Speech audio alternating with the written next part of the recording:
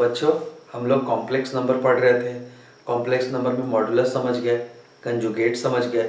अब हम लोग देखेंगे आर्गन प्लेन और पोलर रिप्रेजेंटेशन कि पोलर फॉर्म में कैसे लिखते हैं कॉम्प्लेक्स नंबर को और आर्गन प्लेन क्या होता है।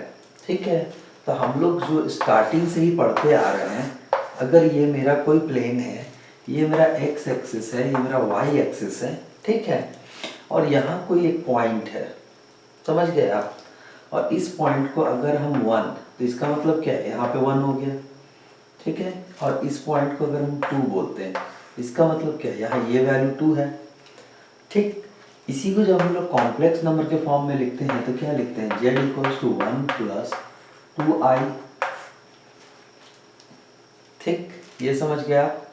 तो ये जो पूरा जिसमें ये प्रेजेंट, जैसे यहाँ पे कोई पॉइंट हो, यहाँ पे कोई पॉइंट हो, ये वहाँ पे भी कोई कॉम्प्लेक्स नंबर बन रहा हो, ये हो गया a मान लीजिए, इसको b मान लीजिए, इसको c मान लीजिए, यहाँ पे d मान लीजिए, यहाँ पे मान लीजिए कि यहाँ पे 1 माइनस टू हो, कॉम्प्लेक्स नंबर बन रहा हो, समझे। तो जो प्लेन है, ये पूरा प्लेन जो है जिसमें ये कॉम्प्लेक्स नंबर हम लोग प्रेजेंट कर रहे हैं, उसी को हम लोग बोलते हैं आर्गन प्लेन और कॉम्प्लेक्स प्लेन, समझ गए।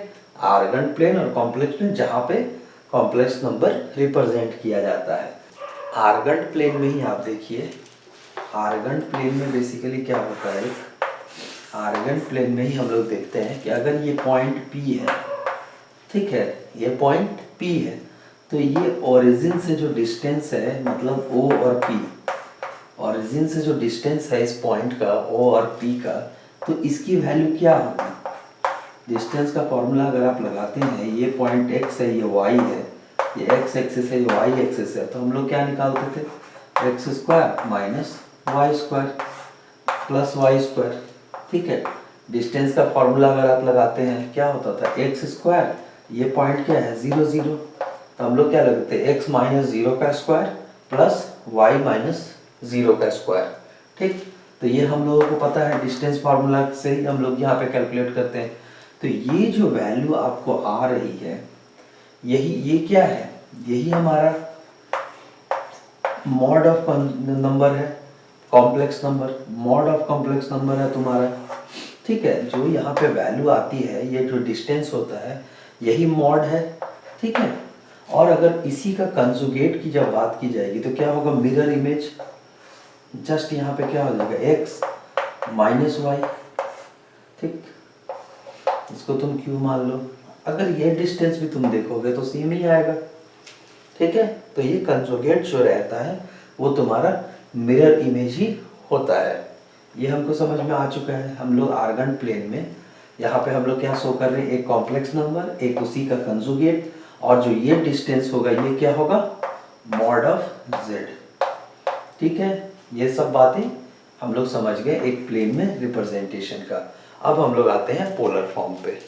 पोलर फॉर्म में सेम जैसे हम लोग आर्गन में रिप्रेजेंट किए थे, एक्स और वाई के केस में क्या था, यहाँ पे एक्स और यहाँ वाई था, यहाँ एक पॉइंट आपने पी ले लिया था, ठीक है, आर्गन के केस में। तो पोलर के केस में भी क्या होगा कि ये जो वैल्यू है ना, ये एक एंगल बनाया रहा होगा, ठीक है, थीटा। इस एंगल को मान लो, ये एंगल है थीटा, और ये जो डिस्टेंस है इसको हम लोग बोलते हैं पोलर के फॉर्म में r, ठीक। और जो पॉइंट होता है P, उसको हम लोग रिप्रेजेंट करते हैं P of complex number, P of z, ठीक है, ये समझ गए। और ये जो पॉइंट तुम्हारा है, इसको ही हम लोग बोलेंगे, इस पोलर फॉर्म में रिप्रेजेंटेशन जो होगी वो क्या हो जाएगी तुम्हारी r थीटा। ये है आपका पॉइंट। जैसे हम लोग वहाँ पे क्या लिखते थे, x, वहाँ हम लोग लिखते थे x प्लस आई वाई, यहाँ पे हम लोग क्या लिखेंगे, r कॉमा थीटा, ठीक है, समझ गए ये बात। और देखो ये जो r की वैल्यू है वो क्या है, वो मॉड ऑफ z है, मॉडुलस है, ठीक है। क्योंकि हम लोग को ये पता है कि ये जो डिस्टेंस मेरा x है और ये जो मेरा i है के साथ y है, इसी का तुमको स्क्वायर यहाँ पे मिलेगा, रूट ओवर डिस्टेंस फॉर्मूला अगर तुम लगाते हो, ये तुम्हारा 0 है तो, ठीक है। अब देखो ये तो हमारा हो गया।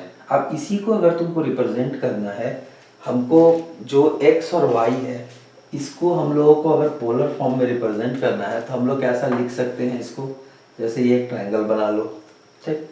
अब इसको अगर हम लोग लिखेंगे तो क्या लिखेंगे, x की वैल्यू हम लोग क्या लिख सकते हैं, अगर ये r है तो ये अगर डिस्टेंस x है तो क्या लिख सकते हैं हम लोग, इस डिस्टेंस को, ये डिस्टेंस अगर हमें लिखना है तो क्या लिखेंगे इस डिस्टेंस को, तो ये अगर cos थीटा लिखते हैं तो क्या आ जाता है, देखो यहाँ पे cos थीटा अगर होता तो क्या लिखते हैं, cos theta base by hypotenuse, ठीक। हाइपोटेन्यूज मेरा r है तो x का वैल्यू क्या आ जाता है, r cos थीटा, ठीक। समझ गए ये बात। इसी तरह से अगर हम लोग y की वैल्यू निकालेंगे तो क्या आ जाएगा, y की वैल्यू r sin थीटा, ठीक है। अब इसी को तुम इस फॉर्मेट में लिखो, मतलब क्या, z equals to x plus i y है मेरा, ठीक। x की वैल्यू मेरा क्या आ गया, r cos थीटा, और y का वैल्यू क्या आ गया तुम्हारा, r sin थीटा, r को कॉमन निकाल दो, कॉमन हो गया r cos theta plus i sin theta, ठीक। समझ गए। तो ये हो गया तुम्हारा पोलर फॉर्म में रिप्रेजेंटेशन। समझ गए कैसे आया ये वैल्यू, कैसे तुम पहुंच रहे हो, कैसे तुमने अप्रोच किया था। सबसे पहले तुमने पॉइंट लिया P, उसमें x और y देख लिया, r का जो वैल्यू है वो निकाल लिया, वो क्या था, मॉड ऑफ z। उसके बाद ये जो थीटा होता है ना, इसी को हम लोग आर्गुमेंट बोलते हैं, ये जो थीटा होता है इसी को हम लोग आर्गुमेंट ऑफ z बोलते हैं, ठीक है। समझ गए। तो पोलर फॉर्म में अब इसी पे एक न्यूमेरिकल सॉल्व करते हैं। क्वेश्चन क्या बोल रहा है कि represent z equals to 1 plus i root over x in polar form, in polar form. इसको हमको पोलर फॉर्म में लिखना है। तो हम जानते हैं कि पोलर फॉर्म में कैसे लिखते हैं हम लोग, जैसे कि हम लोग सबसे पहले एक आप ये ड्रॉ कर लो, ठीक। अब z को रिप्रेजेंट कर लो यहाँ पे, ये तो आपका हो गया 1 और दूसरा पॉइंट है आपका √3, तो ये हो गया आपका, मान लेते हैं √3, ठीक। अब यही यहाँ से तुम ड्रॉ करो, यहाँ पे एंगल तुम्हारा क्या है, थीटा, ये समझ गए। ये तुम्हारा क्या है 1√3, तो ये जो डिस्टेंस है ये r क्या है, मॉड है, तो r equals to root over, ये जो डिस्टेंस है तुम्हारा, डिस्टेंस फार्मूला से कैलकुलेट करोगे तो क्या हो जाएगा, 1 का स्क्वायर प्लस √3 का स्क्वायर, ठीक। आप इसको जब सॉल्व करोगे तो क्या आ जाएगा, 1 का स्क्वायर 1, 3 का 3, यहाँ पे √3 कैंसिल हो जाएगा, यहाँ क्या आ गया, √4 हो गया था, तो ये आंसर 2 आ गया। तो r का वैल्यू हमको निकल गया है 2, और हम इससे पहले जब सॉल्व किए थे तो क्या बताए थे आपको कि ये जो लेंथ होती है इसको अगर तुम cos थीटा के टर्म में लिखोगे तो क्या लिख सकते हैं हम लोग, देखो cos theta is equals to base by hypotenuse, base by hypotenuse, ठीक। तो इसका मतलब क्या है कि r, और r का वैल्यू क्या है तुम्हारा 2, ठीक। तो cos theta is equals to कितना है मेरा 1/2। अब साइन थीटा लिखो तो क्या है, साइन थीटा इक्वल्स टू कितना आ रहा है मेरा, साइन थीटा मतलब ये वाला पार्ट, ठीक है। तो sine theta is equals to तुम्हारा, यहाँ पे 1 था, यहाँ पे √3/r, और r का वैल्यू क्या है 2, ठीक। तो ये थीटा इक्वल्स टू 1/2 और थीटा इक्वल्स टू ये कब आता है, तो थीटा इज इक्वल्स टू π/3, ठीक है, 60 डिग्री। समझ गए ये पार्ट। अब इसको हम लोग, ये जब हम लोग का सॉल्व हो चुका है, इक्वल्स टू π/3 होगा, मतलब यहाँ पे π/3 होना चाहिए, और हम लोगों को क्या पता है कि z equals to r cos theta plus i sin theta, यही है पोलर फॉर्म का फॉर्मेट। r का वैल्यू मेरा ऑलरेडी आया हुआ है 2, तो 2 ले लेंगे। cos थीटा का वैल्यू कितना, थीटा कितना हमारा है, थीटा है हमारा π/3, तो यहाँ क्या हो जाएगा cos π/3 प्लस i sin π/3, ठीक। ये हो गया सॉल्व। समझ गए कैसे हुआ? इस तरह से सॉल्व करना है, ठीक।